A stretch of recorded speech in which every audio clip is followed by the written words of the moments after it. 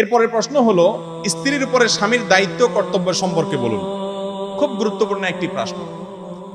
আমাদের দেশে স্বামীর প্রতি স্ত্রীর কর্তব্য কি, এই ওয়াজই শুধু বেশিরভাগ শোনা যায়, ঠিক না বেঠিক? মহিলাদেরকে ওয়াজ করতে করতে করতে করতে বেচারীদেরকে আমরা কোণঠাসা রাখি, কিন্তু পুরুষরা আমরা মাশাআল্লাহ নিজেকে রাজা রাজা ভাব মনে হয়, তাই না?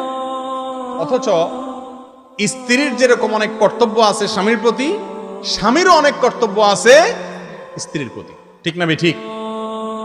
স্বামীর যে সমস্ত কর্তব্য আছে তার মধ্যে এক নম্বর কর্তব্য হলো, আল্লাহ কোরআনে বলেছেন ওয়াশিরুহুন্না বিল মারুফ, স্ত্রীর সাথে সদাচরণ করতে হবে, সদ্ব্যবহার করতে হবে, সুন্দরভাবে জীবনযাপন করতে হবে, ছেঁচড়ামি করা যাবে।